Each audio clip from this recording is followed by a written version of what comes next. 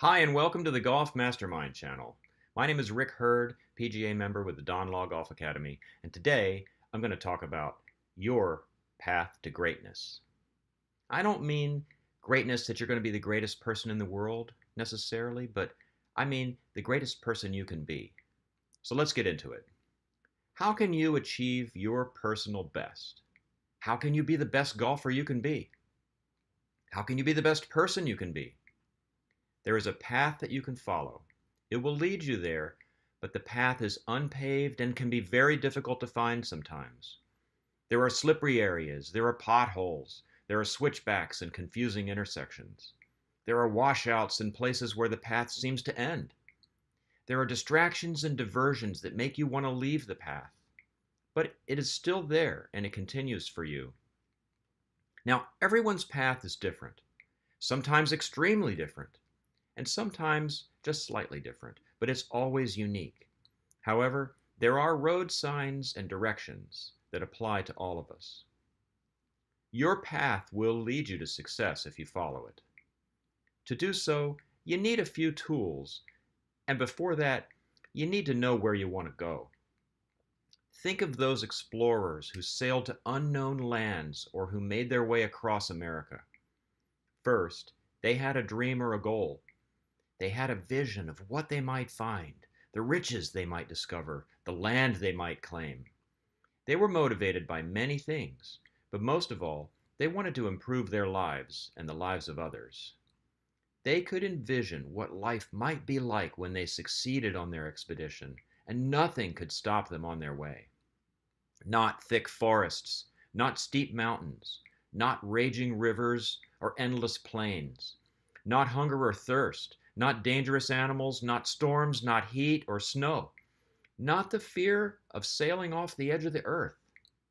They persevered and they never gave up, driven by their dreams and goals. Now, lucky for you, your personal journey is probably a bit easier than theirs was. But you face similar challenges and you also need tools. You have dreams and goals. You can see yourself being on that college team, traveling to awesome places, and playing for your school. You can envision standing on the podium, receiving the trophy. You can picture yourself signing that scholarship. You can hear them announce your name on the first tee of that LPGA or PGA tournament. But how are you going to get there? Those early explorers also had tools to help them get there. Unbelievably, the tools that you need to succeed are essentially the same ones needed by those great explorers. Where they had a map, you have a plan. Where they had guides, you have coaches. Where they had a compass, you have a moral compass. They had three essential things that virtually guaranteed their success. You also need these things: attention to detail, preparedness, and attitude. Now, underlying all of this is your talent. You have a given amount of raw talent. Some of you have more, some may have less, but you all have talent. It takes a lot of talent to play golf, and talent is something that you bring with you that cannot be taught. It's your innate ability to make an athletic golf movement and to understand how your mind and body work and to apply all of that to make a golf ball go somewhere. You may be incredibly talented at hitting a golf ball, but that alone is not enough for you to achieve your dreams and goals. The pathway to success in golf is littered with talented golfers who took their talent for granted and then fell by the wayside, and who get stepped on by every less talented golfer who works harder than they did. If you do not put in the work, your talent will be wasted. Now, you can still be a good person, but you will not take advantage of your talent. You will not know it at the time, but you'll come to regret it forever. Now, I'm here and we're here as coaches at the Don Law Golf Academy to help you envision your dream and to be your guides. We will give you the map and the tools, but you must do the work. It's your journey to be your personal best and to achieve your goals. All right, so let's get into it. Here are the three keys. First, you must pay attention to detail. All big things are made up of lots of little things. The little things matter. These things include technical swing issues that are unique to you. Know them, practice them, work on them until you own them. They also include how you present yourself to others. Dress the part. Conduct yourself and behave as though you have already achieved your dreams and goals. Have integrity. Help others. Focus on what matters when it matters. Own your swing. Own your behavior. And get this. Here's another important thing. Put your socks on the right way. Now, I know you're laughing, but imagine being a star high school basketball player who got a scholarship to the greatest basketball team in the country, UCLA, under Coach John Wooden, who is the greatest basketball coach in history. He won 10 NCAA championships in 12 years, including 7 in a row, and has an NCAA record of 88-game winning streak. Now, you're pretty pumped up. You go to your first practice with the coach, and he sits the entire team down and spends the first hour teaching each player how to put on their shoes and socks. Here's what he actually said. I think it's the little things that really count. The first thing I would show our players at our first meeting was how to take a little extra time putting on their shoes and socks properly. The most important part of your equipment is your shoes and socks. You play on a hard floor, so you must have shoes that fit right, and you must not permit your socks to have wrinkles around the little toe, where you generally get blisters, or around the heels. It took just a few minutes, but I did show my players how I wanted them to do it. Hold up the sock. Work it around the little toe area and the heel area so that there are no wrinkles. Smooth it out good. Then hold the sock up while you put the shoe on. And the shoe must be spread apart, not just pulled on the top laces. You tighten it up snugly by each eyelet. Then you tie it. Then you double tie it so it won't come undone, because I don't want shoes coming untied during practice or during the game. I don't want that to happen. I'm sure that once I started teaching that many years ago, it did cut down on blisters. It definitely helped. But that's just a little detail that coaches must take advantage of, because it's the little details that make the big things come about. Another example is U.S. Navy Admiral William H. McRaven, the Navy SEAL who commanded the forces on the successful raid on Osama bin Laden. And he also thinks the little things are pretty important. Here's what he said. If you want to change the world, start off by making your bed. If you make your bed every morning, you will have accomplished the first task of the day. It will give you a small sense of pride, and it will encourage you to do another task, and another, and another. And by the end of the day, that one task completed will have turned into many tasks completed. So I know your moms will agree with me here. Make your bed every morning. Take pride in everything. Everything that you do is a reflection on who you are. Now, here's my own quote that I love.